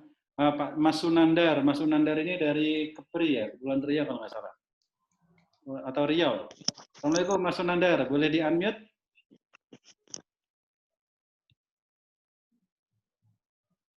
Oh, mungkin di sana turbulensi juga sinyalnya. Kayaknya kedengarannya seperti itu. Atau saya kasih kesempatan Mas Yuri Joko yang kemarin dapat hadiah Medco ya, dapat door prize. Teman-teman, malam ini yang dapat hadiah spesial karena hadir pertama kali, bukan hadir pertama kali, tetapi absen pertama kali di chat adalah saya sebutkan Mbak Fitria Mukti Fajar Ningrum. Nah, insya Allah ini dapat, ini kalau belum pulang ya, kalau udah pulang berarti gagal. Dapat hadiah kaos yang menarik. Kaos Love Your Life You Live. Wah, ini keren kaosnya ya. Mudah-mudahan pas. Ya. Kalau nggak pas, ya, nanti silahkan tulis alamatnya di chat ya. Oke. Ya. Mudah-mudahan sampai ini. Ya. Nanti ada juga hadiah buat yang terakhir keluar dari ruangan ini. Ya, keluar dari ruangan ini. Oh ya Mbak Heriana dari Sulawesi Selatan, Kota Sengkang. Wah, Masya Allah. Salam buat teman-teman di Kota Sengkang ya, ada Mbak BC dan sebagainya itu. Kemudian ini karena memang malam ini banyak yang sedia kopi ya. Ada Mbak Desi Ayu dari Wonosobo. Mbak Desi ini perawat dari Puskesmas Kepil, Juragan Durian Wonosobo ya. Nah, Mas Ruby pernah dengar cara menghilangkan nyeri dengan menggunakan durian? Belum. Belum ya. Nah, nanti ya, itu ada menambah ya. Bukan menambah, itu memang menghilangkan rasa nyeri. Nanti kita ajarin caranya. Boleh. Sebetulnya kalau orang takut durian itu biasanya kan karena apa namanya? Karena kolesterol ya. Yes. Sebetulnya itu ampuh sekali untuk menghilangkan rasa nyeri. Itu sudah diteliti ya. Boleh. Ngapu sih. Bisa. Ya, itu sudah diteliti oleh Prof. Salafuddin Yusro dari Jepara. Ya. Karena Jepara juga terkenal durian poteronya, jadi itu lebih efektif lagi untuk menghilangkan rasa nyeri. Baik, teman-teman. Ada teman-teman yang mau say hello? Silahkan. Mas Wawan itu tadi tanya apa? Oh ya Mas Wawan silahkan mau tanya Mas Wawan, langsung aja Mas Wawan, jangan malu-malu. Silahkan di-unmute Mas Wawan. Mas Wawan ini pura-pura sih soalnya tadi. Dengeran Pak? Oh hilang. Oh ya, gimana Mas Wawan? Silakan. Saya tanya Pak, ini kan temanya tentang neurovaskular ya Pak. Ya. Tadi secara vaskuler sudah disebutkan oleh Pak Ruby banyak hal. Nah, ini secara neuro Pak, kaitannya dengan neuro, satu nyeri, kedua mindset dan kawan-kawan. Nah, kebetulan ada masternya neuro, perneuroan di sini, saya langsung tanya aja Pak. Kalau ada pasien yang nggak mau di-refer, padahal kita udah edukasi banyak gitu ya Pak. Nah, terus treatment edukasinya gitu loh Pak. Mungkin ada kata-kata atau apa gitu merubah mindset-nya gitu. Karena kita nggak cuman ngadepin pasiennya doang, tapi kita ngadepin keluarganya juga gitu. Mungkin saya bertanya ke Pak Leli kalau yang kali ini. Wow, terima kasih Pak. Itu bukan neuro. Oke. Kalau soal komunikasi, memang sebaik-baik komunikasi itu yang responnya sesuai dengan yang diharapkan gitu. Kalau belum responnya diharapkan berarti nggak bagus gitu. Pas. Saya berdebat Ini apa? neuropas. Ya, yang pertama adalah jangan sampai kita terlalu membebani diri bahwa tugas kita sebetulnya hanya menyampaikan sebaik-baiknya. Kan itu. Yang bisa merubah cuma yang di atas, ya kita sampaikan sebaik-baiknya. Ya kalau sampai mentok ya sudah, berarti cari cara yang lain. Karena cara itu ribuan ya. Tidak ada edukasi yang paling bagus, tidak ada kata-kata yang paling bagus, tidak ada kalimat yang paling bagus. Yang ada adalah kalimat, kata-kata yang paling tepat sesuai dengan siapa kita berbicara. Mungkin di buku-bukunya komunikator hebat itu bisa kita ambil, tapi belum tentu itu pas, gitu ya.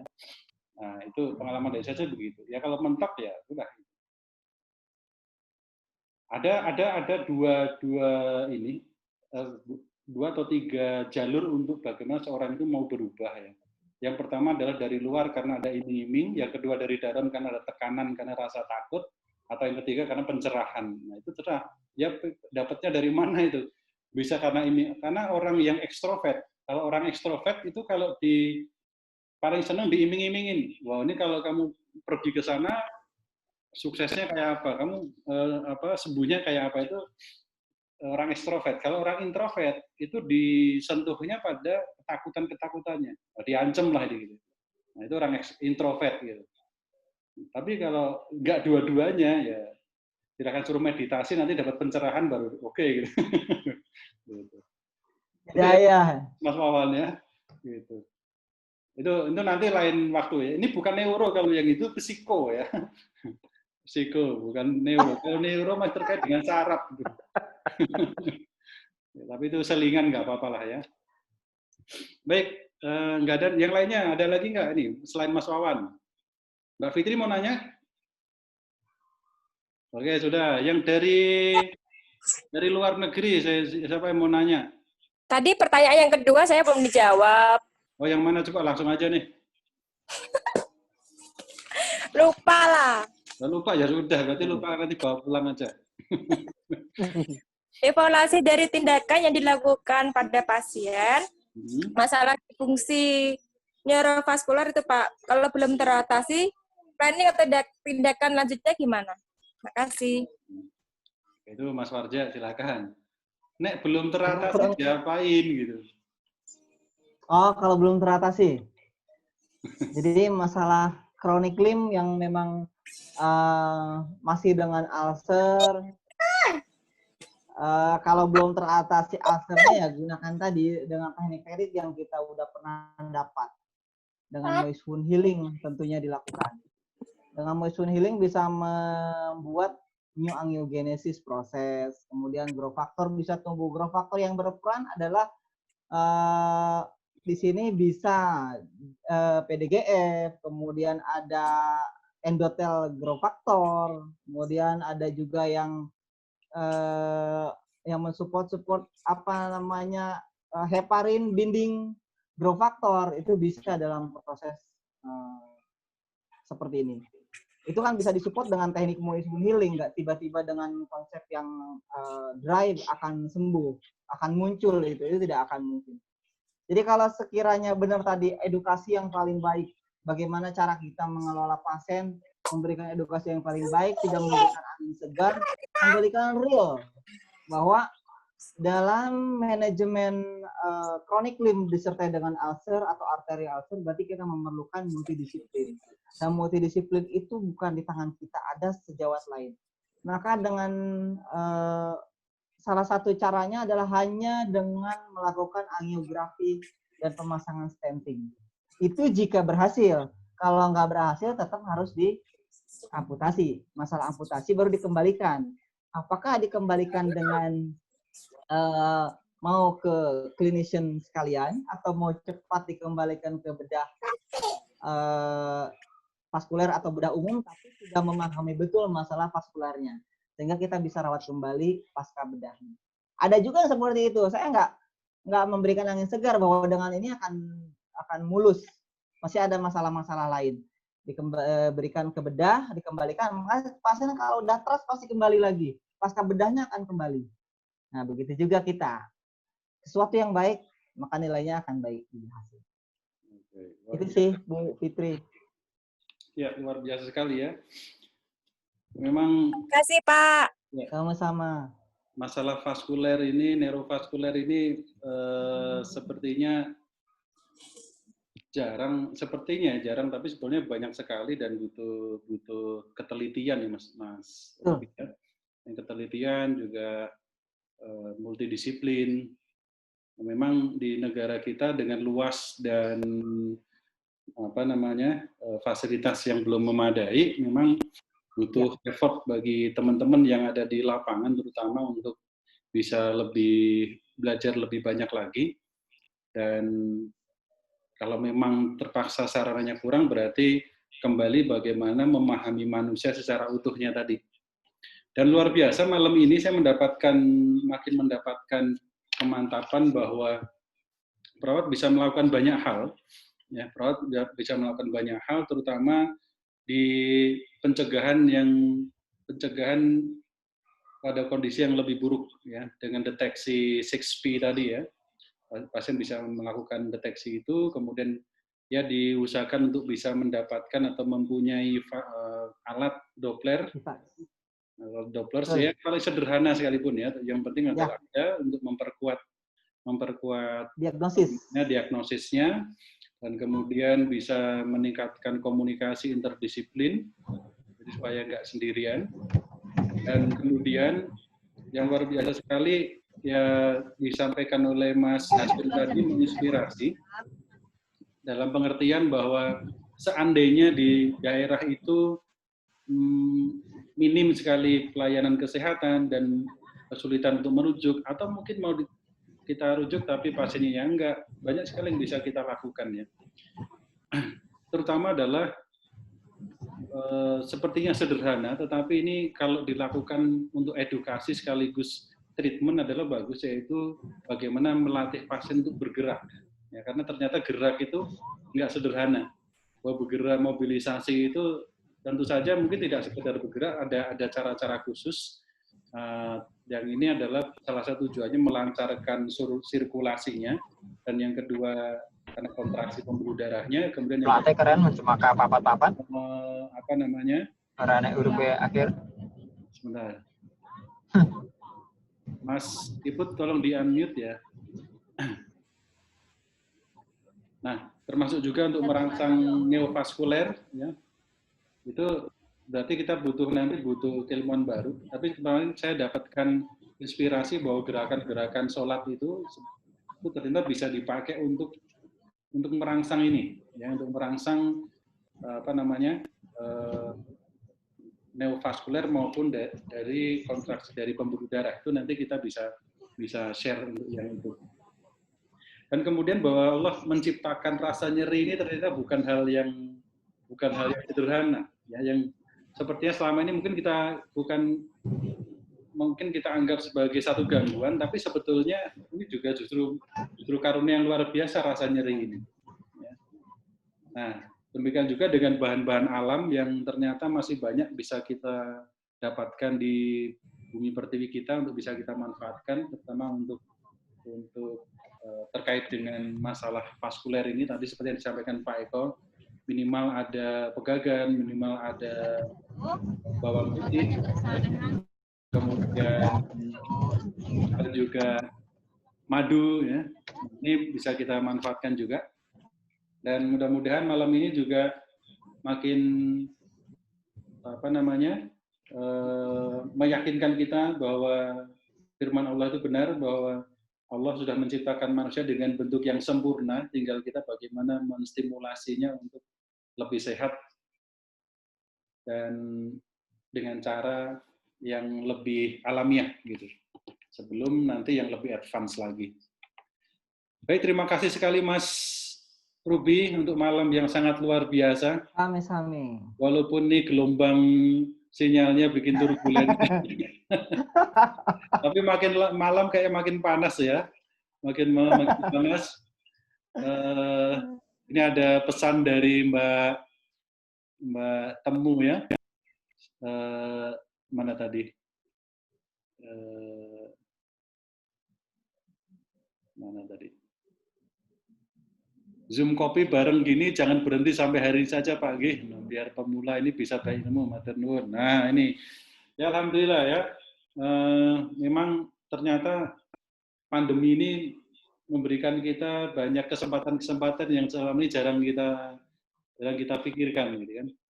Sebetulnya sebelum pandemi pun saya sudah memulai untuk Zoom meeting dengan Zoom, cuman banyak yang menolak karena masih belum familiar ya, tapi ya hari ini kita dipaksa untuk begitu dan justru ilmu-ilmu bisa kita serap. Alhamdulillah malam ini kita dapat banyak dari Mas Ruby yang ternyata kita masih butuh belajar banyak untuk luka ini tidak hanya moist saja, tetapi bagaimana untuk vaskulernya. Ya. Dan masih banyak lagi yang baru kita gali nih ya besok-besok. Dan insya Allah minggu depan teman-teman, minggu depan insya Allah bersama dengan Pak Ade Eko.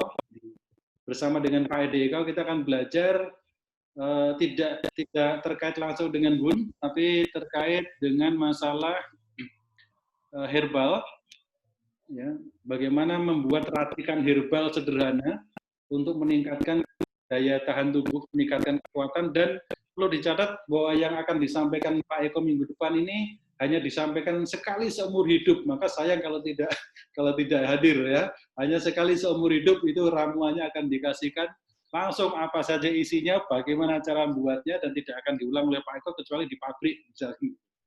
Nah itu insya Allah mudah-mudahan kita bisa sharing ilmu lagi dan disiapkan lagi kopi-kopinya. Nah ini Mas Wawan nanya kopinya kok belum keluar, lah ini di belakang saya ini gedenya nggak karan ini, mau tinggal ngambil aja kok ya. Tinggal menunya kan sudah disampaikan Mas Ruby tadi ya. Menunya ada Doppler ya kan, ada apa tadi, ada bawang putih, ada madu, ada pegagan, sudah disampaikan oleh Pak Eko tadi. Tinggal diemplok aja itu menunya. Gitu. Sekali lagi terima kasih sekali Mas Ruby ya. Mudah-mudahan jadi amal jariahnya Mas Ruby. Jadi amal jariahnya, pahalanya berlimpah. Tambah berkah usahanya, tambah berkah karirnya, termasuk dengan keluarganya, sehat-sehat selalu. Sekali lagi terima kasih berkah dunia akhirat buat kita semuanya juga. Mudah-mudahan ilmunya bisa dimanfaatkan teman-teman. Mohon maaf, ya. Juga terputus habis mati lampu ternyata dari sini. Terima kasih ini semuanya katanya. Oh mati lampu. Jadi sinyalnya turbulensi. Oh. Ya. Tapi di tempatnya Mas Warja enggak ya? Enggak sih, enggak. Wah, masalah terlindungi ya. Yang lainnya mati di sini enggak. Konon katanya malaikat ikut berada di antara majelis seperti ini. Nah, baiklah di akhir kita tutup dengan doa. Doa akhir majelis. Alhamdulillah alamin. Subhanakallah wa bihamdika asyhadu an la ilaha illa anta astaghfiruka wa atubu ilaik. Walhamdulillah rabbil alamin. Terima kasih buat semua yang sudah hadir. Mas Iput, Mas Ruby, Mas Hashim, Prof. Hashim, Mbak Ari Utami dari Bali, tadi belum saya sapa.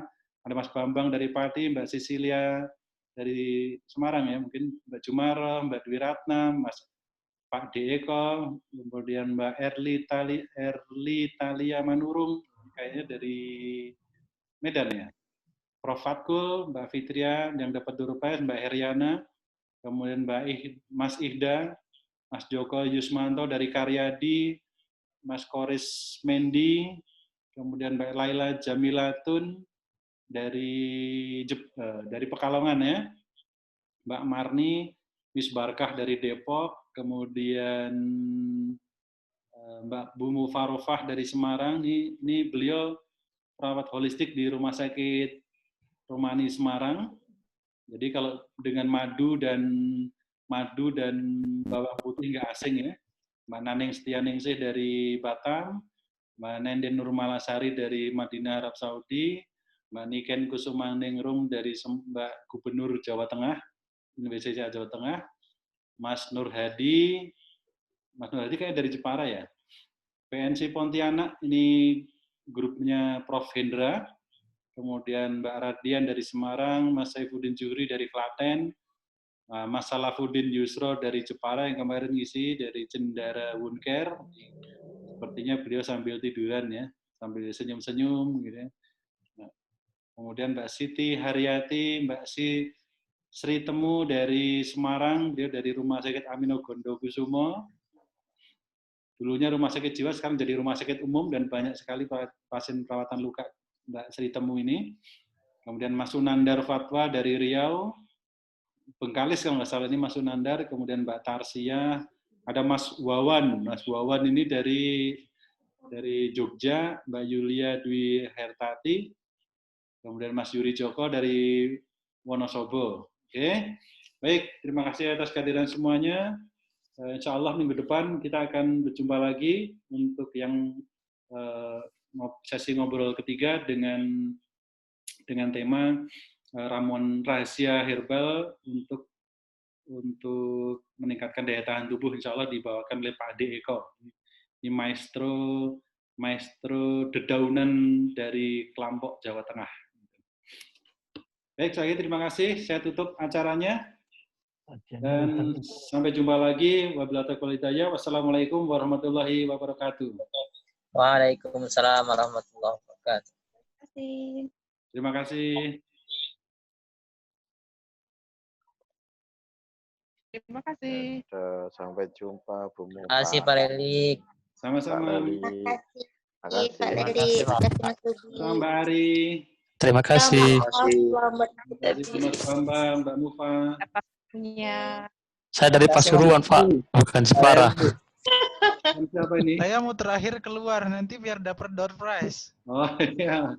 Kamu mau bertahan terakhir keluar, Wan? Yakin keluar terakhir, Wan? Terima kasih. Pak Iput jangan dikeluarin. Ini HP saya tak standby kan sampai pagi. Iya. Tahu tahanan profesional. Info PLN sebentar lagi mau matikan listrik semuanya. Ya. Nanti tinggal siapa yang terakhir ya. Kita tunggu. Ini petah-petahan berarti ya. Oh. Petah-petahan.